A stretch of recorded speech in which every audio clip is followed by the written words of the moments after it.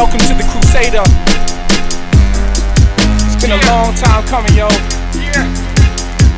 But I'm here now.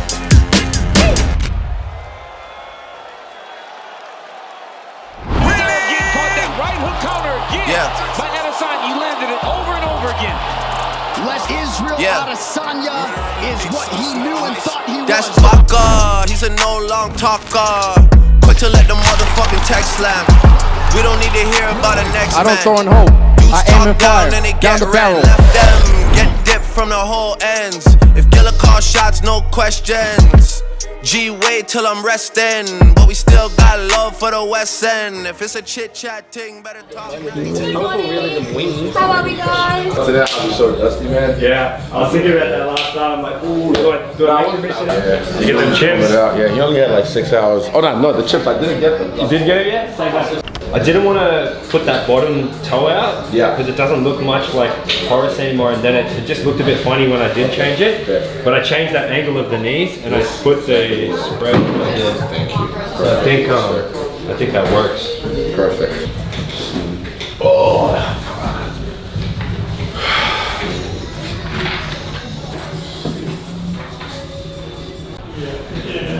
This one just because it's bigger and bolder, but still subtle enough. Like when it heals, you barely notice it unless you actually look at it. Yeah. A little bit. Are you thinking that little kick right there to be on the point? Yeah, like it drops down. That little kick where it drops. Yep. It can be around here.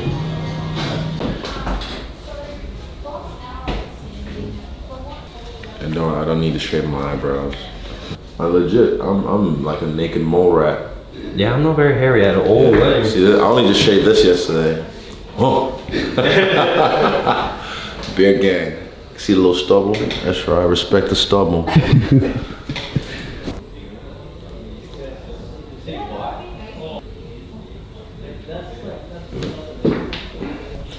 Can't see nothing like, oh yo. I feel like on my scalp. If I do enjoy it, then eventually I'll get the back of my head. Oh well. Perfect. Fuck, that's perfect. Yeah. Legit perfect. It's right there. Just get yourself comfortable, man, and I can just work around the rest. Perfect. I'm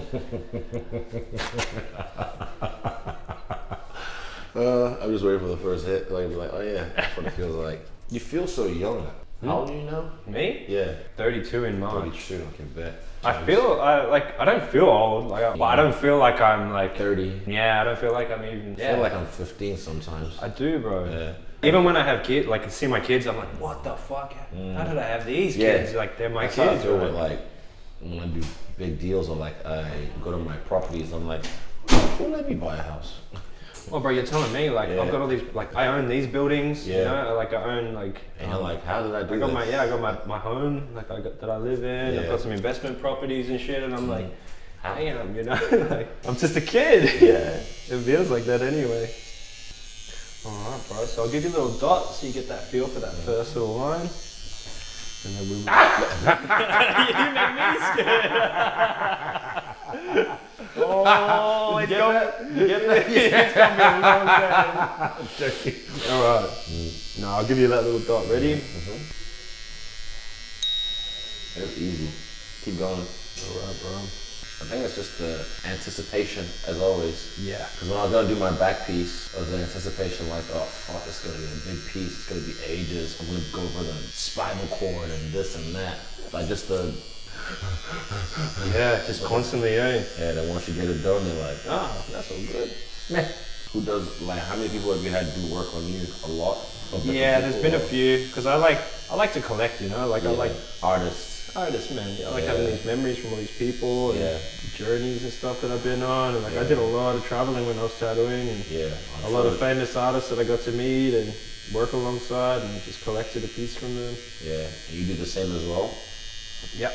Yeah, man, I got like a couple of dudes, man, like Ink Slingers, Brian Gonzalez, like a lot of big names in the tattoo industry. Like, I've like tattooed them, and it's pretty cool, man. That's like, cool. These guys want my work on like what's your exchange of art? Yeah, bro. In the most raw way possible. It's like, yo, I'll put this on your skin, you put this on my skin. Yeah, bro, we can be bonded forever like that. Like, see, like Rod, he's done probably 99.8% of my tattoos, except my very first one, which is the one on my wrist, the heart of my sleeve. I got that one just to like test it out, and it was a memorial for something For me, I just, he's done one of my tattoos, so working with you in the gym, seeing you in Vegas, hanging out with you, I don't want to get tattooed by someone I don't like or I don't know. Or you don't know, man. I'm the same, bro. Like, I've had artists who I've gone and like tattooed alongside them, and I'm like super excited to get tattooed from them. And then I meet them in person, I'm like, this guy is not what I thought he was, and like that ruins it. I'm like, I'm not gonna have his work on me because like, you know, like even though the work's dope, like it's the memories that I'm gonna be left with. Exactly. And that's it wasn't. That was one of the main reasons, like, because I worked with Rog. Yeah, he was training with Eugene for years. Yeah, we went hunting a few times, and then I got tattooed by him. But then after training with you in the gym, hanging out with you a bit, having you over at my house, I was like, you're very cool, good energy. I appreciate it, man. Thank you. We're gonna be homies for a long time. Oh, that makes me happy, man. I think so too, bro. Also, one thing, the way you fucking blast walls, I was like, I need you. No, when my house is built, you and Manny, bro. Yeah, bro. I'm gonna get in there as well. You have to teach me some bro. Shit. Keen. Bring me out of retirement. Dead keen.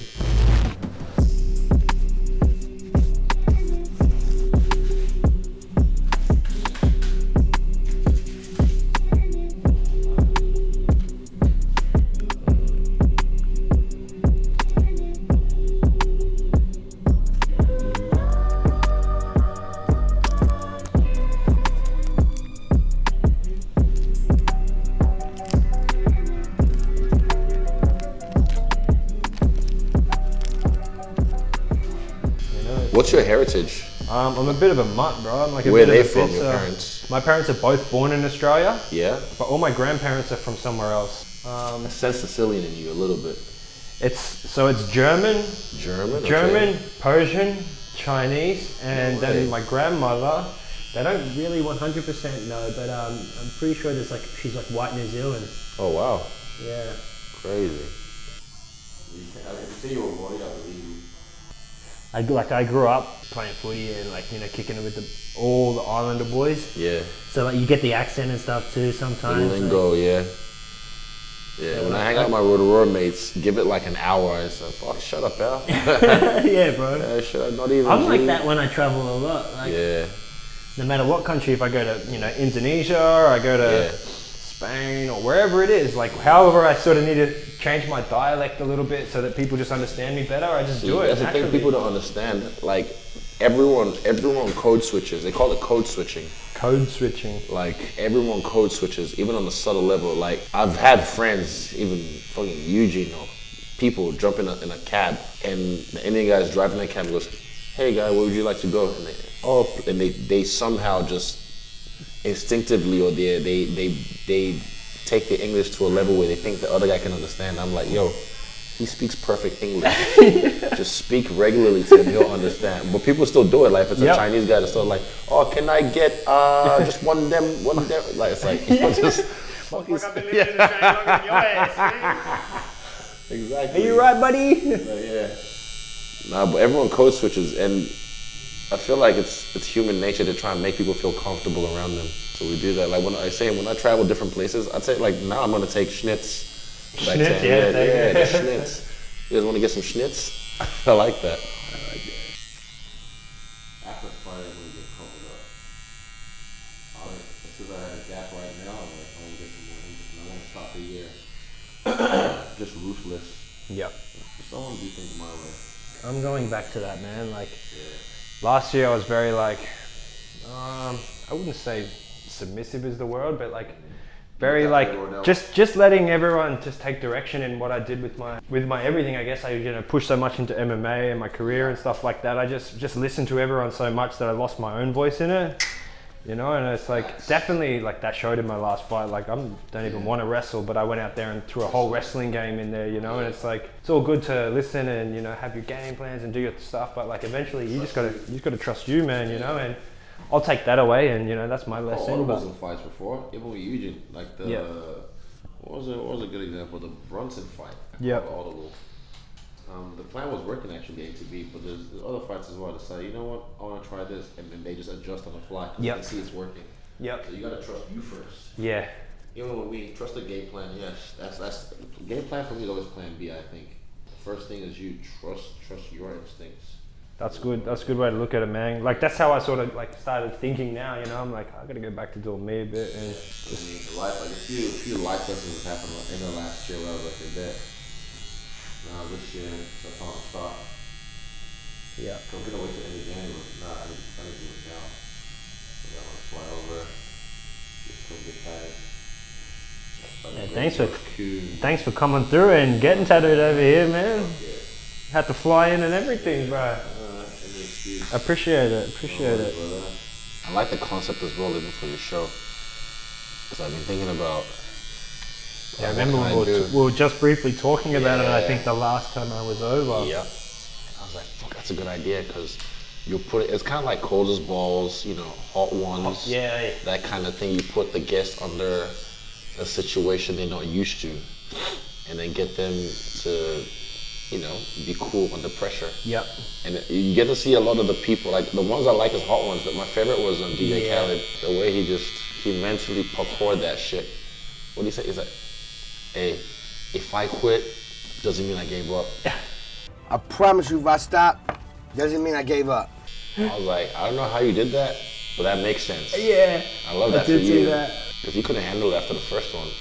For me, it wasn't so much the putting people under pressure, like that wasn't what drew me. It was more like, I'm just more comfortable talking to people when I'm tattooing because this is my space. Happens. Like this is what I do, and then it's just like, it's easy flowing conversation. Like I would find it hard if we were to sit down, put the cameras on us and just start talking and then try to have a conversation and I have to like have topics and stuff like that. I don't think I could do that. Yeah, this right here is what I do, man. Yeah. The thing with putting people on the pressure is just part of it. Just part of tattooing. it, man. Yeah.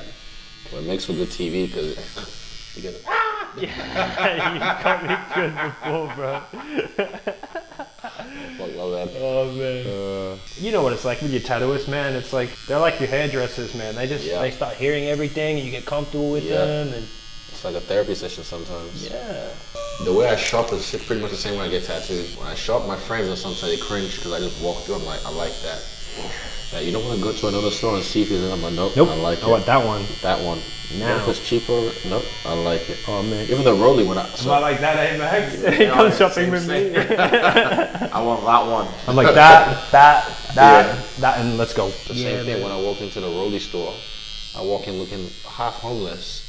I was like, oh, do you guys have any of these? I just showed them a picture. They're like, no, we don't actually. I was like, oh, what about this one? They're like, that's not how this works.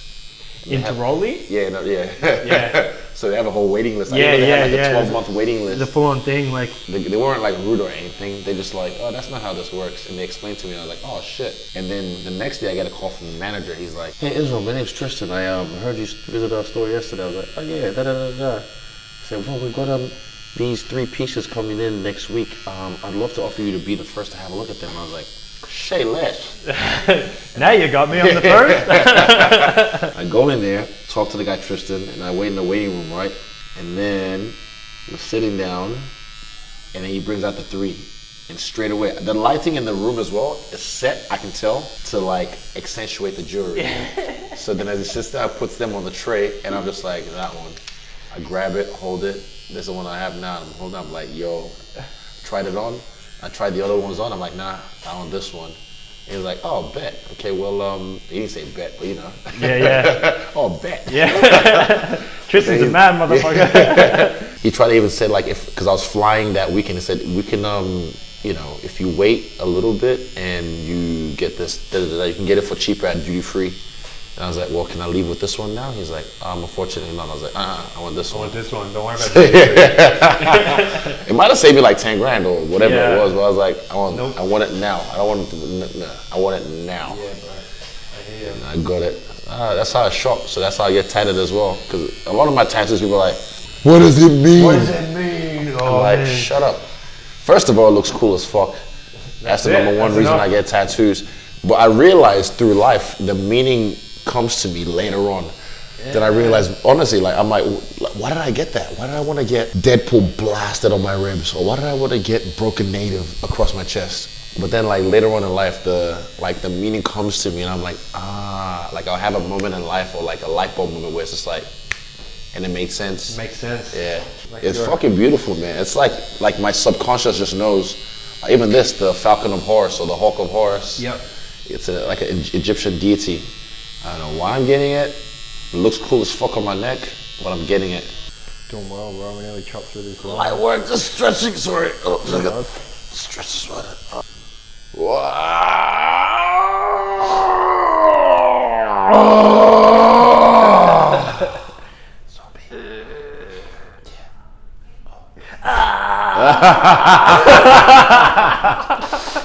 Feel it. You said you moved to Auckland when you were 11? No, Rotorua first. Yep. I stayed there for 6 years and then moved to Auckland. I mean, Wanganui, sorry. Moved to Wanganui for about 4 years. Wanganui or Monganui? Yeah. Wanganui. Oh, yeah. So that's like close to Palmerston North. Yeah. At the, I think, Manawatu region, if I'm not mistaken. And then Auckland. So when did you walk into City Kickboxing? That was your first gym, hey? Yeah, that's my first proper gym. My first gym was a Muay Thai gym at Wanganui with this coach. Yeah. And yeah, eventually when I wanted to do MMA, he didn't really have the knowledge to help me with that. Yeah. So I moved to Auckland to do MMA. But then he, I just was so good at kickboxing that I ended up getting a lot of kickboxing fights while I was just training grappling on the low. Oh, yeah. Yeah, so that was like my... So you had intentions of going to MMA for a while? Like Constant. That was the first thing I wanted to do. Not Muay Thai, but just I happened to be good at, really good at striking that. Because you had a long kickboxing career. Yep. Obviously you and Eugene got a pretty special bond, man. Like he's a good dude. Yeah. You see how he is at the gym. Oh, man. Takes no shit. It's so good, bro. Like just everyone's got that such a high respect. And you just, he talks, he doesn't need to speak loud or anything. Yeah. You just, everyone shut the fuck up and you just listen, you know? I feel like, obviously you're a very creative person. Do you find yourself making money and like going down avenues, like... Oh, fuck maybe, yeah. like, After fighting? after fighting? Yeah, fuck yeah. Even now I still do. But I'm not focused on that. I'm focused fully on fighting. But after fighting, I've got so many outlets I can dab into just to like express. Yep. I definitely will do a motion picture at one point. Just to get that off the list, take that on the bucket list. Motion picture, yeah. Yeah, something. Main thing I want to do is motion capture. Like, Andy Serkis? Yes. The guy that did Gollum, Yes. Caesar, King Kong. Yep. His job, I'm not gonna take his job, he's a fucking legend, but I can mimic What he does. Yeah, I've got my own style as well of the way like chimps, gorillas, jaguars, dragons, the way they move, the mannerisms. I've watched National Geographic and Animal Planet growing up for years. Like I can mimic these animals and just even create on my own through my dance background. I can create movements. It's unlimited. It's unlimited movement, Who's like someone that you were sort of like, oh wow, I'm meeting this person, like someone sort of like, I mean, because I know you've met a lot of people now, but like, was there anyone that was pretty surreal? Like I know even when I was in Vegas, you were talking to Drake on the phone and shit, and when we were in the thing, I was like, damn, that shit crazy as hell, man. Like, The Rock. The Rock, yeah. True that. Definite, just because growing up watching wrestling. WWE, Yeah. SmackDown, Sunday nights, Raw, Monday nights. Yeah, I was watching them. All the pay-per-views, seeing the most electrifying him. Yeah. That would have been cool, eh? Yeah. When I met him at MSG, but he's a cool dude. He's nice, respectful. Kevin Drake, Hart, last time we were there, you met that was Kevin cool. Hart, bro. That was cool, yeah. You went out and Backstage you at doing all that his, stuff with him? yeah, that was cool. Watching his show in Vegas and then linking up backstage and just chopping it up with him, cracking jokes. Even Drake at his house, that was at the embassy. That was so you ended up like linking up with Drake properly, like after? Yeah, no, we were at the house, like kicking it with him. Yeah, it was for me. So these are like example, Drake. A lot of his albums are like timestamps in my life. Yeah. Like Take Care, the album. I remember where I was in my life at that time when I was listening to that track or that album. So when you meet these people who like some of them, they have soundtracks that. Your childhood. Yeah. You're like, oh shit, these guys are, like, you meet them, and so far they've all been amazing. What do you think about this matchup, Islam versus Volk? Honestly, I think Volk's is gonna shock this world, bro. I think people don't know, man. Exactly, and it's easy to say. It's easy to say because we're so-called biased. We're biased because we're shit. Yeah, but Volk is not like where the fight's gonna be won is striking. Islam's a great wrestler. These guys are different, man. Like the lightweights from the mountains, the way they've been working and showing off is different. But again, Volk has done this, like, he's been shocking the world for how long now? Honestly, the striking is gonna be what plays a factor in this fight. Yep. And Volk gets taken down, he'll get back up. He'll get back every up. round starts on their feet, man. Yeah, but he'll get back up. He'll get back up when the fight goes to the ground. Definitely, bro. I say Volk late stoppage. I think Volk late stoppage or Volk by decision. Yeah.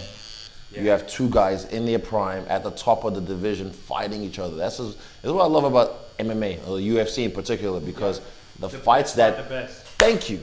The best Boxing, fight the best all the time. And so it doesn't matter if you take a win or a loss because you got to fucking accept that when you're going to fight the best all the time. Exactly. Yeah, all right, bro. So we're nearly done here. If we were to wrap it up with any fuck off, we're almost done. Hey? Like how soon are we going to be done? Like in the next 5 to 10 minutes. Fuck off, no way.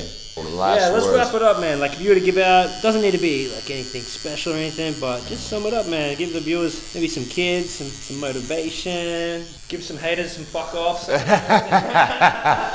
Whatever you're feeling, brother. Just take everything as it is.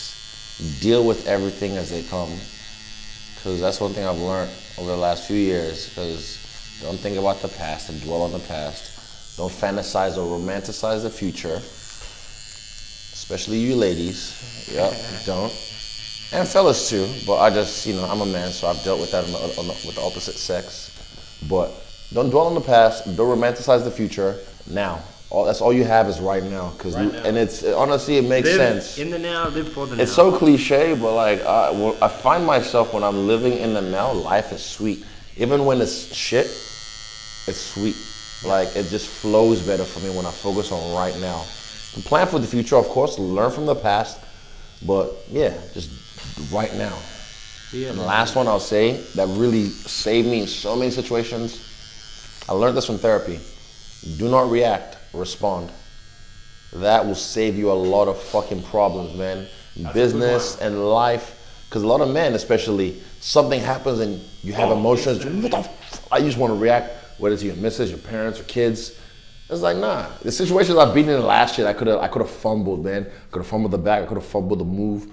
But I just sit there and I'm just like, okay, as much as this is fucking pissing me off right now, and I just think like, okay, I sit there and I feel, and I might give it a day, might give it an hour, and then I'll respond. Even like example, if you have a girlfriend and she pisses you off, okay, don't react. Literally just sit there, let her get her fucking thing off, and then you just, or kids, same thing, don't react.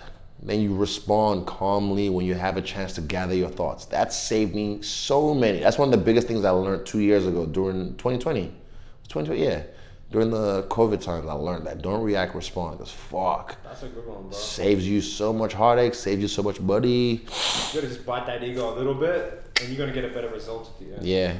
Just be nice. I think people forget about that, man. Sometimes being nice, like for me, like helping people and making other people happy, it makes me happy, right? You know what I mean? So sometimes you just gotta fucking...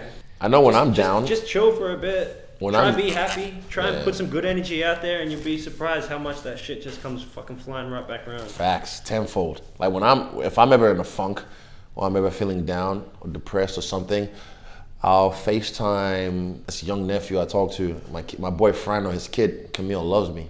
So I just FaceTime him, and he's a 4-year-old boy, and he just literally, just so much love, so much innocence, and it just makes me feel good. Or I'll do something nice for someone, and I don't need anything in return. Like at the gas station, I don't post about this shit. Like, these motherfuckers that are like, and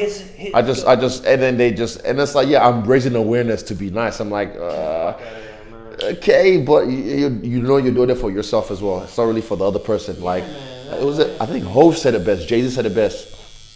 Best form of giving is anonymous to anonymous. I do that. Yeah. Or like I'll pay someone's layaway if I see someone, or gas. Like the person in front of me, I just like, I got this. He's like, what the fuck? I'm like, brother, It's Christmas. Yeah. Relax. Happy New Year. Anonymous generosity, man. Yeah. That shit is gone. And these then they'll go around and tell people, oh my God, Stylebender paid for my gas, whatever. I don't need the clout. Yeah. I'm good. But it just feels nice to give and be nice. And it's kind of selfish because I'm doing it for me. At least I'm not posting it, but I'm doing it because it makes me feel better. Well, that's it, bro. You know what? It helps them, but it does make you feel better. But it's a give. Like, everybody's winning in this situation. Exactly. You know it's not one-sided. And it's going to come back around because you're putting good karma out there. And it's tenfold, brother. I'm putting good into the world. It'll come back. It may be for me, but it's going to come back for me too. Like, Facts. Because I always, like, whenever I go to a place, like, I look for their ghetto. Yeah. I just go for a strap through the ghetto and, like, Max, you'll know that, like, everywhere I'm taking him, I'm just like, go find the dragonese motherfucking joint, and we're like, let's go for a stroll, brother. Yeah, let's have a look. Let's get in just touch. Find, like, the homeless and stuff like that, and like you would know because you've seen both. But, like, you see the homeless in Vegas, and you're like, those motherfuckers deserve to be homeless because they did that shit. Yeah. I seen some of the homeless in New Zealand, and I was like, this ain't their fault. Like, they're out from the dairy, like, hey man, can I get like some water, or like, can you buy us some food on the pie or something on the way out? I'm like, this guy just needs basic necessities, right? I've seen. Don't get twisted. In Auckland, there's hustlers as well. There's hustlers as well. Trust me, I've seen. But I try and same thing,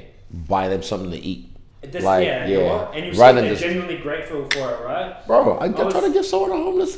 This is years ago. I got the girl I was seeing at the time. She felt bad, and I was like, go buy him a kebab. So we bought a kebab, bought him one as well, and then she went over to give it to him. And as she was walking back, the cunt just looked at her and just threw it in the bin.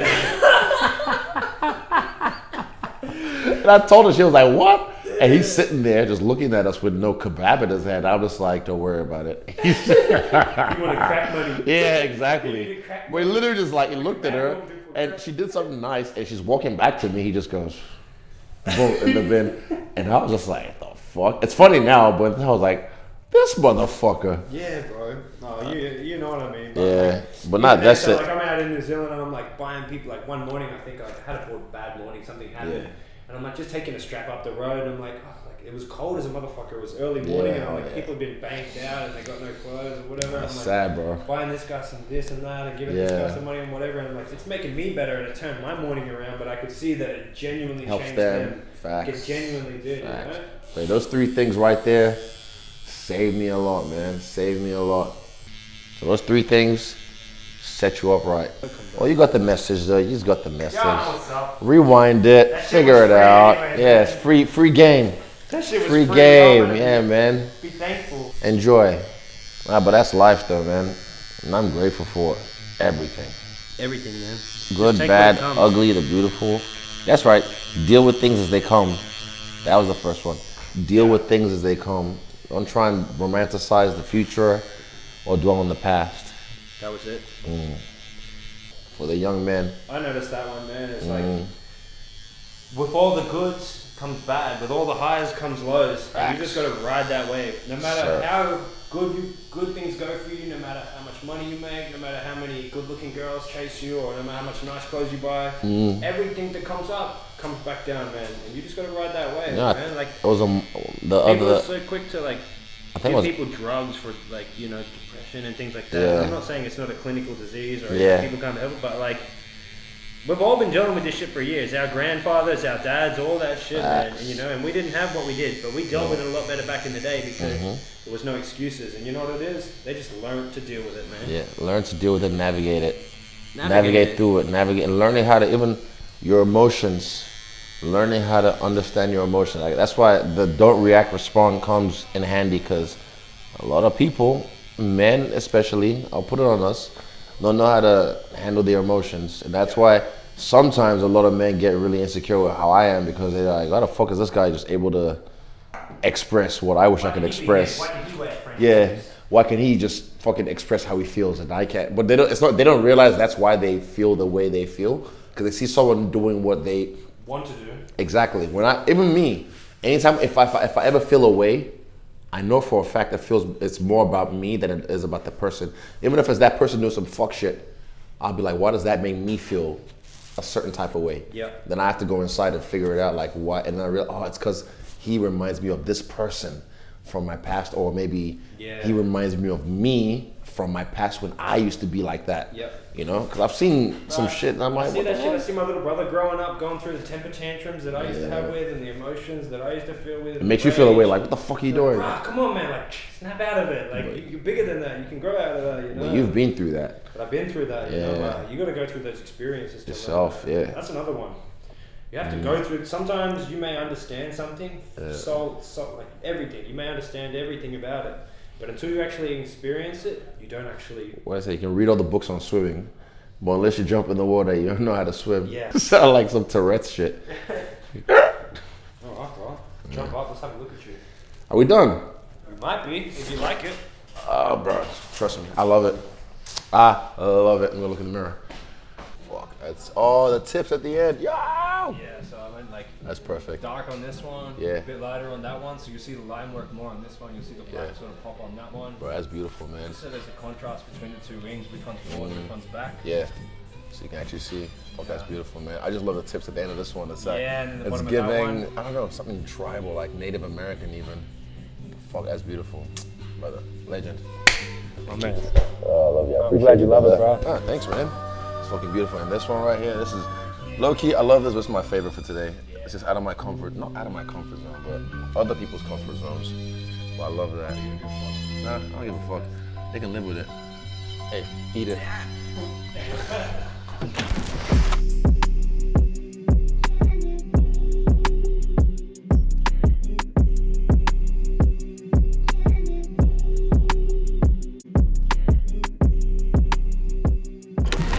Alright guys, that was episode 2 of Tattoo Talk with your boy Kamikaze, Josh Kuhn, right here with Israel Adesanya, the last style bender. We done wrapped up a couple of tatties today. Thank you for coming through. Thanks, sir. Appreciate it. And Today's honestly, location, Yes. Phresh Ink, Gold Coast, right here, home of the Brave. What's up? also, I like to get tattooed by people I really admire. Yeah. Rod's done the majority of my tattoos, but then training with you and hanging out with you and the seeing your work as well. Not just, if you were a cool cunt, but then shit work, I wouldn't get tattooed by you. Yeah. But you're a fucking great artist. I've seen the work you've done on walls and the work you've done on people, and I'm just like, I like this guy. I want to work with him, so thank you so much. Oh, look at that. Did you hear that pop? Did you hear that pop? So tune in, check it out. Y'all motherfuckers know what's up. Yes, sir. Easy ass. My man, we out. Peace.